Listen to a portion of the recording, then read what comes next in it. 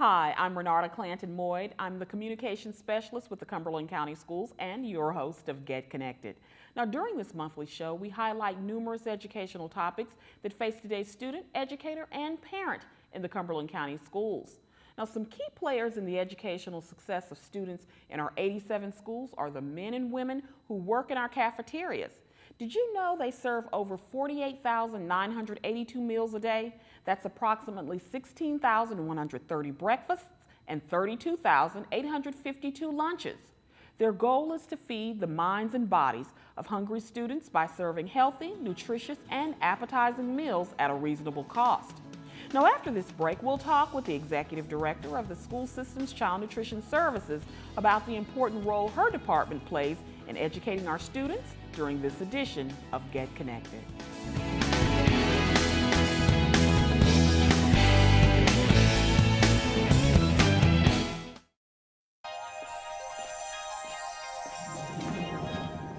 Can you consent with me? Imagine what you'd see if every child had a book to read. 'Cause every kid across the nation deserves a book to read, and we can make it happen right now. No, I don't know what you've been told, but kids with books learn so much more. So the mission is for us to get a book to each and every child. So let's join hands, book people unite. Unearth hidden passion. Come on, we'll have a good time. Bring seeds of inspiration to motivate some magic. Change the writing on the wall, writing on the wall. And make a difference. One book can inspire a child. One book can be the first little thing that helps to change a life. People unite. Read to a child today and spark a lifetime of ambition.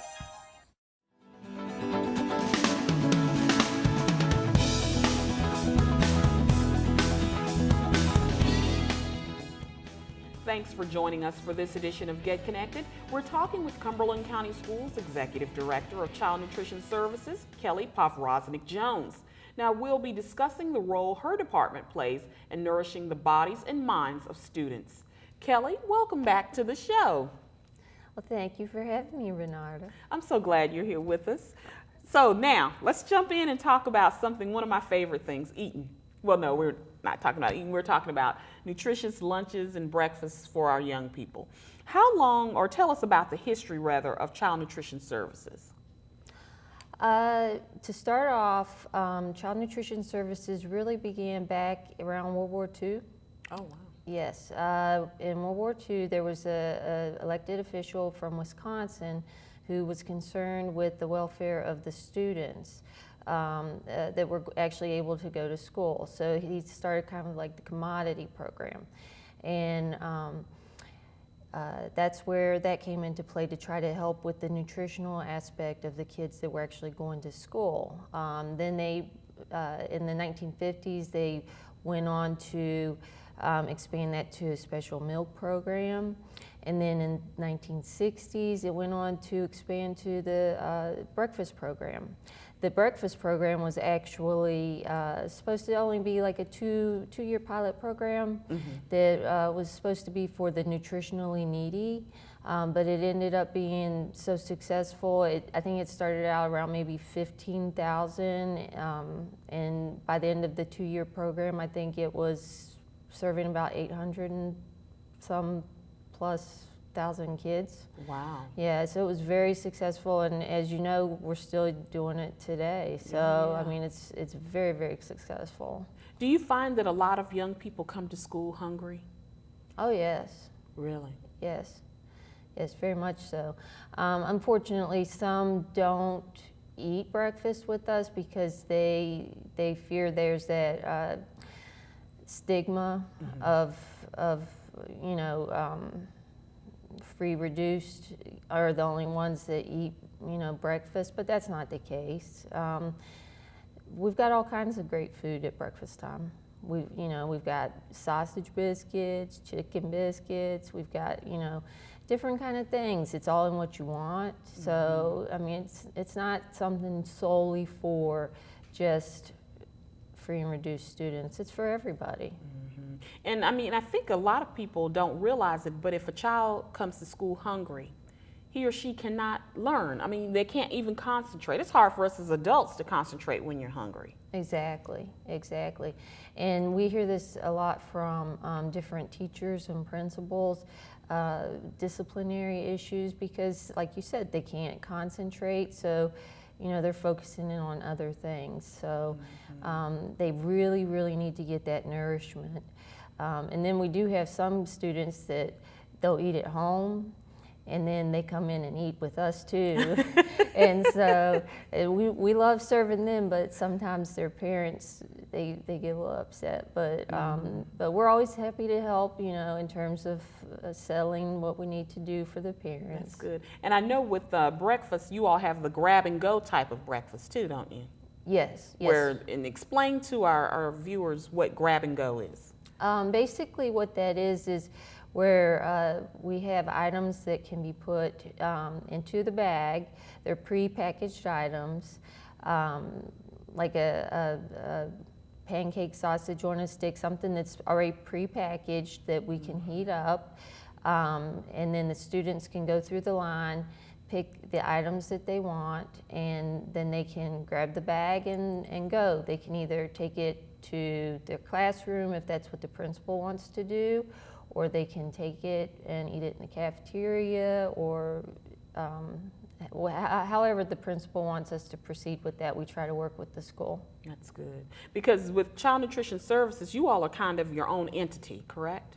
Yes. You're part of the school system, but it's still a separate to some degree. Yes, we're an enterprise fund. Okay. So we have to make our own way. We don't receive any local funds. Okay. Like a lot of people believe we do, or are under the impression that we do, but we don't. Everything that we do to support our program, we have to make. So every sale that we make supports running the kitchen, Goes paying the back into- bills, yeah. paying people's salaries, paying people's benefits, paying everything. So that's what I mean by enterprise fund. We basically have to run it as a business. Okay. And with that, you all have sanitation guidelines and things of that nature that you have to follow as well. Oh yes. That probably takes up a lot of time, I'm sure. Oh yes. But I mean, it's a very important aspect of the program. I mean, we're dealing with, you know, you've got the young generation and older generations that are two of the most that are at risk for being exposed to diseases. So you have to be very, very careful in making sure you prepare foods the proper way. And so it's important for us to make sure we're safely preparing and on top of the situation, so that way the kids are getting what they need. That's good. And I know with the sanitation guidelines and those types of things, there's a lot of planning that comes as well. Absolutely. Now, I sit and look at the menu for the month, and I'm like, I mean, do you all like repeat things, or how do you all come up with the formula for how you're going to plan your menu for the month? Well, it's quite a task. I like the way you say that. It's quite a task. Yes, we have different menus. We have the elementary, middle, we have the high school menus, we have year-round menus, we have the menus for like the special programs like maybe Howard Health Life Sciences, those kind. And basically what we have to do is we sit down and we look at, first of all, what are the kids interested in? What do they like? We have to serve what they're going to want to Because eat. if they don't eat it, then They're not going to come in. exactly. So we've got to serve what they're interested in. Then we've got to serve things that we look at texture. You know, we don't want everything on there that is all, you know, like mashed potatoes. We don't want everything that's all mushy or soft or all crunchy. We don't want everything on the plate that's all yellow. If it's summertime, we don't want to make a meal that is completely hot, like a Thanksgiving Day type meal. We want to try to do something cold because Vary it up. Well, that, and plus it's so hot in the kitchens. Okay, gotcha. So I mean, it can get to 100+ degrees in the kitchens while they're trying to fix those meals. And there's very little circulation when you have all that equipment running. But you also have to look at not only those factors, but you have to look at the new nutrition standards. Okay. You have to look at, are we meeting the right amount of grains that have to be served a week? Are we meeting the right amount of meat servings that we have to meet? We now have to serve so much fruits and vegetables that are red and green and different colors, and there's all these new regulations that the new nutrition standards have put out that's why I say it's a task. I mean, yeah, trying to check off everything on the checklist, making sure that it's following guidelines. Yes, and our menus are analyzed twice a year by NCDPI to make sure that we're meeting those guidelines. But it's a very thought-provoking, long task that a lot of effort is put into play, and we have 2 people in the office that work on it, and then they have managers that actually give feedback, and then our managers have students that we have do taste testings and like things. a focus group. Yeah, like, well, we call them NAC activities, Nutrition Advisory Councils, so that the students can go in and actually give feedback as to whether or not they like this food or that food. They do the taste testings for us. Who knew? I just thought you all prepared and say, here you go, eat it. I didn't know. Oh, no. Really? So there's really a lot of thought behind what our students are eating each day. I mean, I know you all put thought in it, but I just didn't realize it was that involved. Oh, yes. Wow. Now, what is the difference between what we used to hear about the USDA dietary standards guidelines and the new nutrition plan that's going on? What is the difference there? Okay, the dietary guidelines, those are basically obsolete anymore. Okay. And it's now the new nutrition standards. And like I had mentioned before, we have new subgroups, like the different fruits and vegetables that we have to serve each week to the kids. Like we have to make sure each student gets served so many bread items, so many orange items, so many, it has to be offered on the menu. So we have to make sure, we have to go in and count. And they're very big on making sure that these items are offered. The new nutrition standards are very focused in on offering more fruits and vegetables. Cumberland County has always been focused in on offering, as much fruits and vegetables as we could to students. But now there's the guidelines where, the students actually have to take. It's no longer an option. They actually have to take, a fruit or a vegetable, Okay. So, yeah, it's gotten stricter. And in my 15 years with the child nutrition program, this is the strictest you've probably seen, huh? Oh, absolutely. Really? Absolutely. It's Okay. evolved quite a bit. Now, you know what, Kelly, I want to talk some more about that. I want to talk about the reaction students have had to the new guidelines and those types of things after the break, okay? Okay. You'll hang around? I'll be here. You won't run anywhere? Not going anywhere. Okay, all right. Well, stick tight for more Get Connected.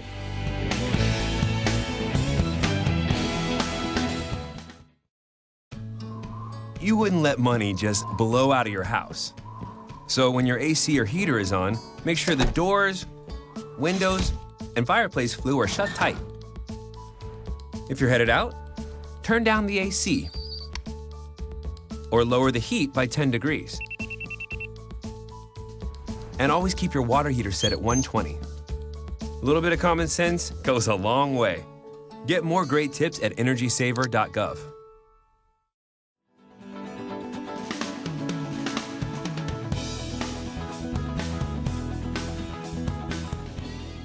Thanks for joining us for this edition of Get Connected. Our guest is Cumberland County Schools Executive Director of Child Nutrition Services, Kelly Povroznik Jones. Now, we're discussing the role her department plays in nourishing the bodies and minds of our students.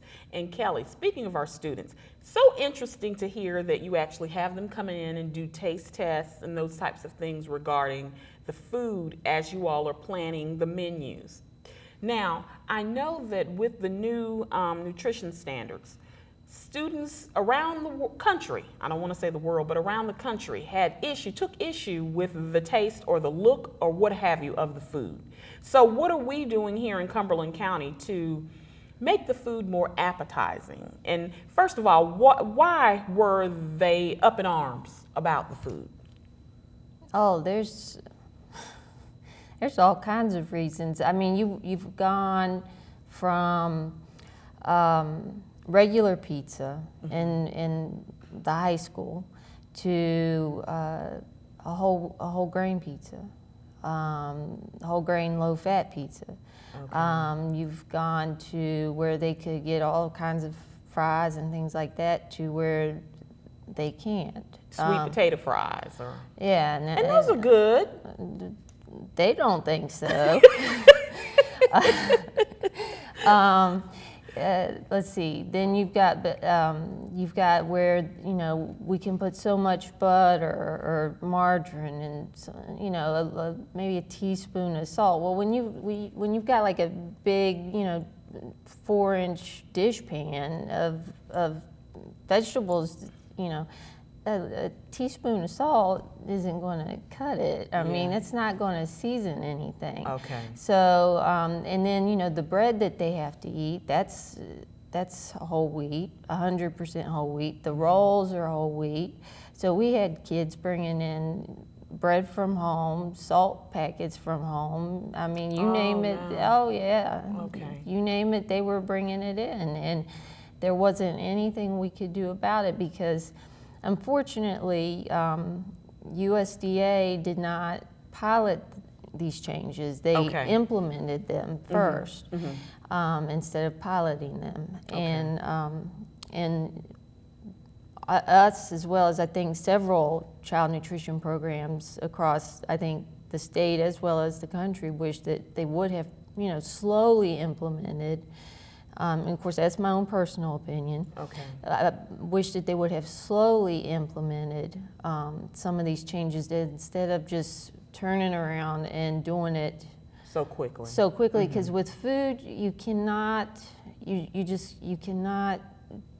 It's such a sensitive subject, and you cannot change it up so quickly because people's tastes are so defined. Okay. So really, when you start, let's say, for instance, if you do a mixed vegetable thing, like with squash and zucchini, then you probably, I would think now, my amateurish amount of knowledge in the kitchen, you probably have to do some more spices or something in it to kind of pop up the taste, to make it, a little more appetizing. Yes. If you can't lay so much on salt. Yes. Which in the end, it helps our young people as far as, their health is concerned, because I think that's the big issue, their health. But at the same time, it does kind of, take the taste to some degree, but it's something you have to get used to, the taste you have to get used to. It is, and the thing is when they were going to implement these changes, I don't know if the folks that came up with this realized, with the obesity epidemic, it took years for us to get where we were at. It's going to take years for us to fix it. It's not going to be changed overnight. Right. They've got to look at the fact that it's not something that can just be fixed at the school level. It's got to be fixed at the lifestyle level. It's got to be fixed as a combination of at school and at home. Yeah. So it's got to be something where we as educators work with parents at home, and we try to get the students to to realize this is a lifestyle change. It's not just something that, oh, I gotta eat this at school, yuck. Mom, Exactly. bring me McDonald's. Right, yeah. And I know in our household, I'm trying to move us in that direction where we're not eating as much fast food. And, and not to put parents down now, but I mean, we have such fast-paced lifestyles, and parents are working later in the evenings and those types of things, and you're trying to get your child to this practice and that practice. So some things have to be compromised, and a lot of times it's the dinner. So I know I'm trying to consciously work with, like I mentioned earlier, the squash and let's say zucchini for dinner with, whatever meat and what have you, trying to add thyme to it, add some rosemary, add just different things, basil, to kind of pop up the taste and help get my children accustomed to that, because it is, I know, in the long run. And then cutting out some of the sweets that we eat. I think for us, it's gotten to the point where we only eat 2 desserts a week, period. I'm not doing dessert every night and that type thing. So I think I agree with you. It's going to have to be an effort where parents are working with the schools, or homes are working with the schools to make that consistent across the board for our young people, to help them get in the mindset of healthier eating. Well, And I'm a firm believer, all foods can fit.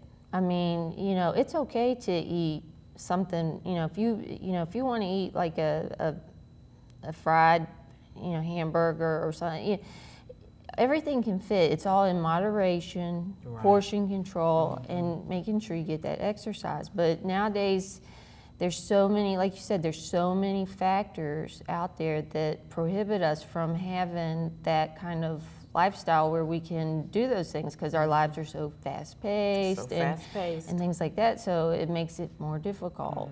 Exactly.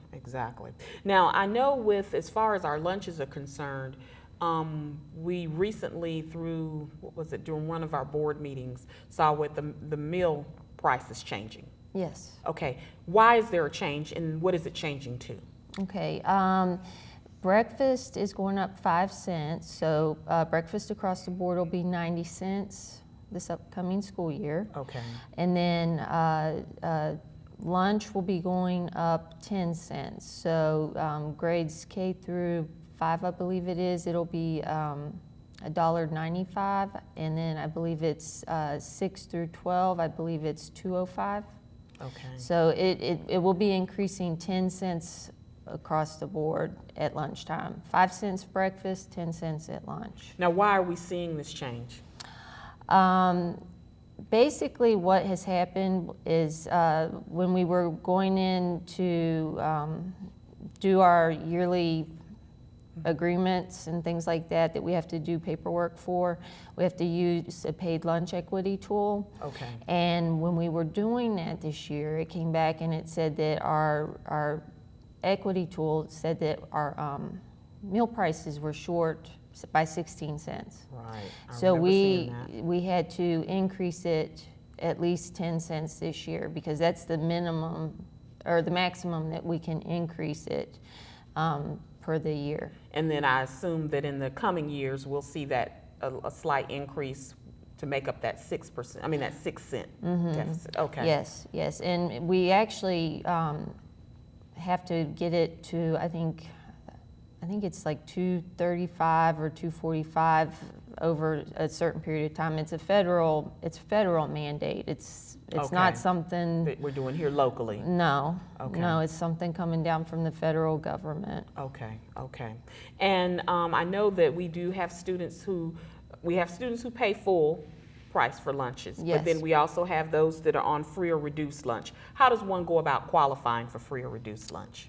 They just, every year we hand out new applications. They need to make sure that they're filling out the correct application for the correct school year. Okay. If they were to fill out the 2014-2015, that would not go through. So they want to make sure that they fill out the 2015-2016 lunch application once those are handed out.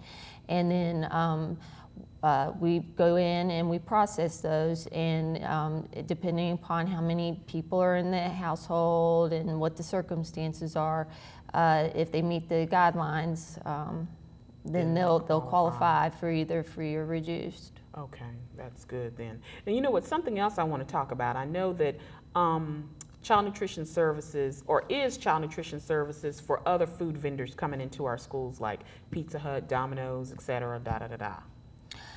We did, but with the new nutrition standards, No more. no more. Okay. No more. I know that I think the last time you were here, we talked about that. Mm-hmm. And they were very much in the schools at that time. So things have really changed. Now, I know something that hasn't changed is our summer feeding program. Right.